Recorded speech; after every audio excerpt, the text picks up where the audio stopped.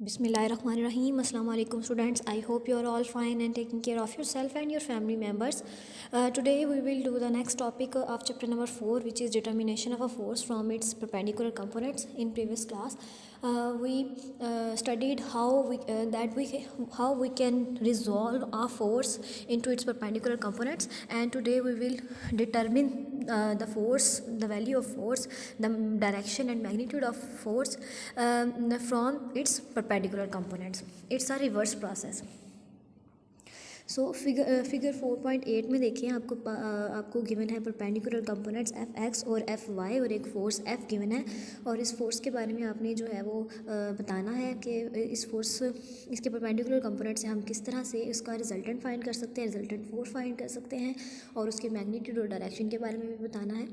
तो उसके लिए सबसे पहले हम कंसिडर करते हैं Consider that fx and fy are two perpendicular components of the force, and the perpendicular components are shown by the line OP and PR respectively.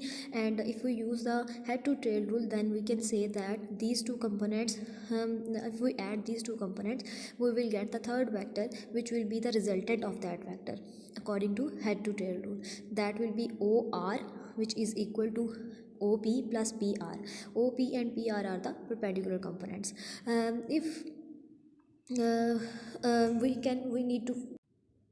we put values of these lines OP and PR, then we will replace these lines OP and PR by fx and fy, and OR will be capital just f, that is the resultant force. So the equation will become F is equal to fx plus fy.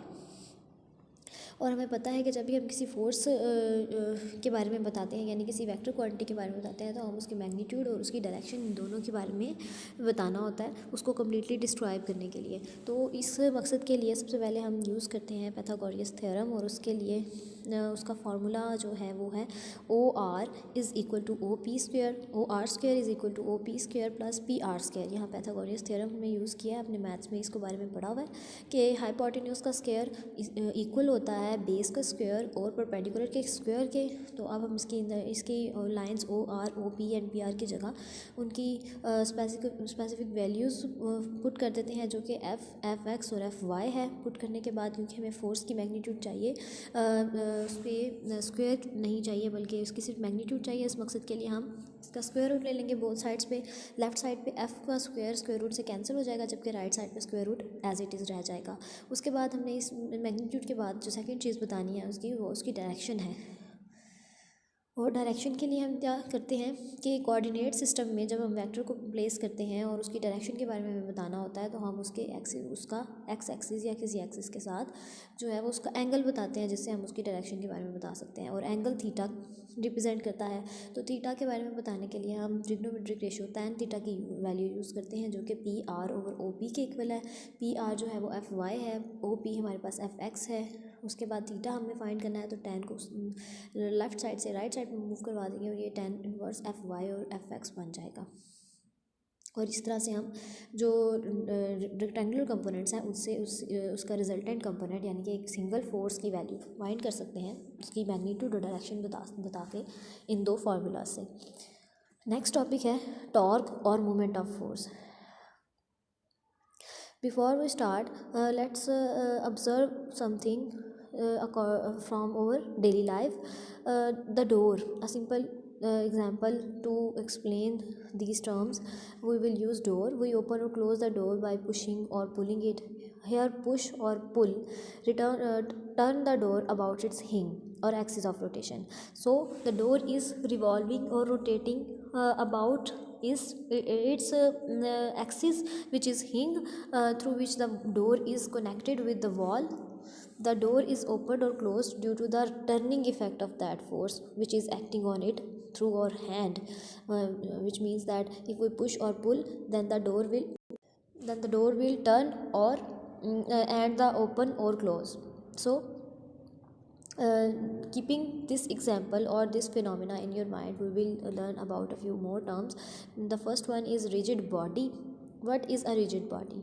If we apply a force on some object, something solid, then and the by applying force, the spacing between the atoms of that specific substance or solid material does not change. If the spacing between their atoms does not change, then we can say that that body is some rigid body.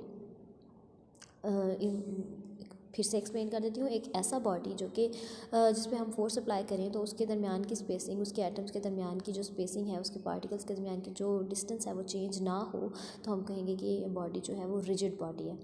ठीक है। और इसके अलावा इसकी definition इस तरह से भी इसको डिफ़ाइन किया जा सकता है कि रिजिड बॉडी वो बॉडी है जिस पे जब फोर्स अप्लाई करें तो वो डिफॉर्म ना हो। ठीक, उसको हम रिजिड बॉडी कहते हैं। इसकी 2 एग्जांपल्स की मैंने, आप फर्स्ट वाली लिखें तो वो ज़्यादा वैलिड है, लेकिन आप सेकंड वन भी यूज़ कर सकते हैं। नेक्स्ट है एक्सिस ऑफ रोटेशन। अब एक्सिस ऑफ रोटेशन के बारे में हमने पहले अभी बात की डोर के बारे में कि जब हम डोर पे हम फोर्स अप्लाई करते हैं, उसको पुश या पुल करते हैं, तो वो अपने एक्सिस के अबाउट अपने हिंग के अबाउट जो है वो रोटेट करता है। ठीक है। अब वो जो हिंग है जिससे वो जिस चीज़ से वो कनेक्टेड है, जिसके अबाउट वो रोटेट कर रहा है, वो उस हिंग से पास होने वाला एक परपेंडिकुलर एक लाइन जो है, उस हिंग के अंदर से पास करने वाली जो लाइन है उसको हम एक्सिस ऑफ रोटेशन कहते हैं। ठीक। और ये जो एक्सिस ऑफ रोटेशन है इसकी डेफिनेशन आपको गिवन है। The particles of body move in a circle with their centres all laying on this line is called axis of rotation of the body. यहाँ तक आप इसकी डेफिनेशन कर लेंगे। उसके बाद आप इसके साथ जो है वो एग्जांपल दे सकते हैं, और आगे एक डायग्राम भी आएगी, आप वो भी बना सकते हैं एज एन एग्जांपल।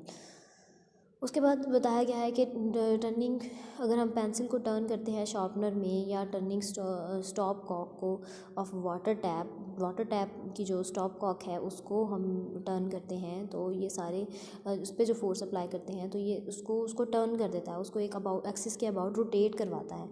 तो और यही चीज़ जो है इसमें टॉर्क को प्रोड्यूस करती है। ठीक।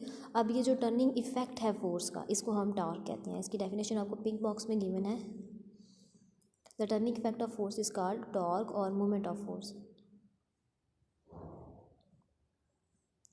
उसके बाद नेक्स्ट जो है आगे आपको गिवन है question, why the handle of door is fixed near the outer as of the door. क्यों है ऐसा कि जो हैंडल है किसी भी डोर का वो आउटर एज के साथ क्यों कनेक्टेड होता है। इस चीज़ का क्वेश्चन आप इजीली दे सकते हैं मूवमेंट आर्म के कंसेप्ट को समझने के बाद। हम डोर को इजीली क्लोज़ कर सकते हैं, ओपन कर सकते हैं जब हम उसके एज के करीब फोर्स अप्लाई करें।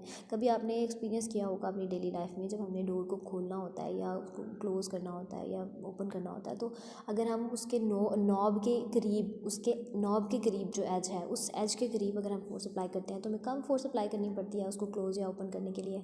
जबकि अगर हम उसके हिंग के करीब उसके एज से दूर किसी पॉइंट पे फोर्स अप्लाई करते हैं तो हमें फोर्स ज़्यादा अप्लाई करनी पड़ती है। ठीक। अब ये फिनोमेना से ये जो लोकेशन है फोर्स को अप्लाई करने की, ये बहुत इंपॉर्टेंट है बॉडीज़ को टर्न करने के लिए, उनका टर्निंग इफेक्ट ऑब्जर्व करने के लिए। जितना ज़्यादा हम एक्सिस ऑफ रोटेशन के करीब फोर्स लगाएंगे उतनी ही ज़्यादा हमें फोर्स अप्लाई करनी पड़ेगी उसमें टर्निंग इफेक्ट, उसमें टॉर्क प्रोड्यूस करने के लिए। मैं रिपीट करती हूँ ये लाइन कि जितना ज़्यादा हम एक्सिस ऑफ रोटेशन के करीब फोर्स अप्लाई करेंगे उतनी ही ज़्यादा फोर्स की वैल्यू हमें अप्लाई करनी पड़ेगी उसमें टर्निंग इफेक्ट को प्रोड्यूस करने के लिए।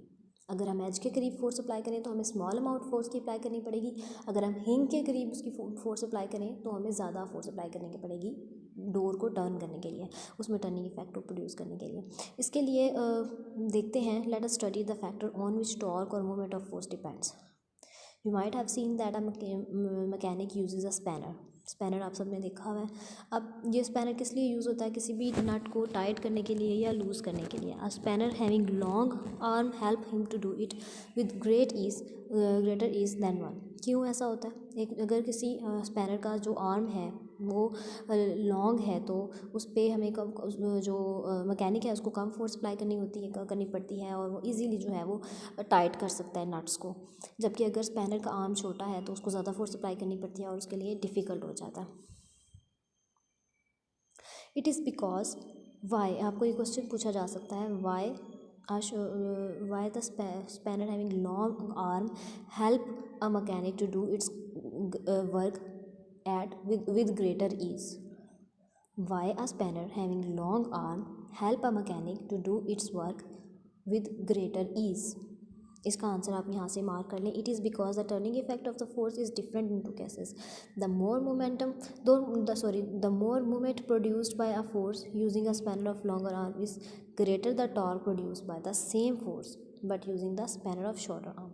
यानी कि अगर हम मोमेंट प्रोड्यूस करना है किसी भी उसमें फोर्स की वजह से किसी स्पैनर में मूवमेंट प्रोड्यूस करना है, तो एक लॉन्गर आर्म पे हम ज़्यादा टॉर्क प्रोड्यूस कर सकते हैं उतनी ही फोर्स से, जबकि उतनी ही फोर्स अगर हम शॉर्टर आर्म पे लगाते हैं तो हम जो टॉर्क है उसकी वैल्यू कम प्रोड्यूस होगी. ठीक है. उसके बाद नेक्स्ट जो टर्म है वो है line of action of force. Line of action of force जो है वो पॉइंट है जिस पे हम फोर्स अप्लाई करते हैं. यानी कि सपोज़ डोर में जब हम फोर्स जिस जगह पे हमें फोर्स अप्लाई करनी होती है नॉब में, उस नॉब से गुजरने वाली जो एक लाइन है उसको line of action of force कहते हैं. यानी कि नॉब से ऊपर और नॉब से नीचे उसी लाइन पे हम कहीं पे भी फोर्स अप्लाई करते हैं तो हमें फोर्स की इक्वल वैल्यू जो है वो लगा के हम उसमें टॉर्क ईजीली प्रोड्यूस कर सकते हैं. ठीक है.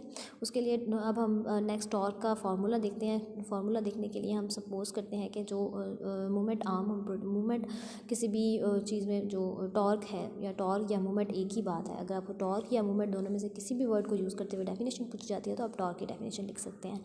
अब करते हैं कंसीडर के हमने एक फोर्स F अप्लाई की, एक मूवमेंट आर्म उसका जो है L है of the force. Greater is the force, greater is the moment of the force. Similarly longer is the moment arm, greater is the moment of force. यानी कि moment arm जितना ज़्यादा हो या फोर्स जितनी ज़्यादा हो उतनी ही ज़्यादा हमें जो है वो टॉर्क प्रोड्यूस होगा. इसका मतलब है कि टॉर्क फोर्स और मोमेंट आर्म इन दोनों के डायरेक्टली रिलेटेड हैं. तो रिलेशन आपके पास मैथमेटिकली आ जाता है टॉर्क का. टा इज़ इक्वल टू, इसको टॉर्क का जो टी है इसको टा पढ़ा जाता है, टा. ठीक. अब tau is equal to force into L is the moment arm. ऐसा unit of torque is newton metre, क्योंकि फोर्स का यूनिट न्यूटन है और मोमेंट आर्म का यूनिट मीटर है क्योंकि एक लेंथ है, तो इसलिए इसका ओवरऑल यूनिट टॉर्क का हो जाएगा न्यूटन मीटर. और torque of 1 newton metre is caused by a force of 1 newton acting perpendicular to the moment arm of 1 long. how one can produce torque of 1 newton meter और define the unit of torque.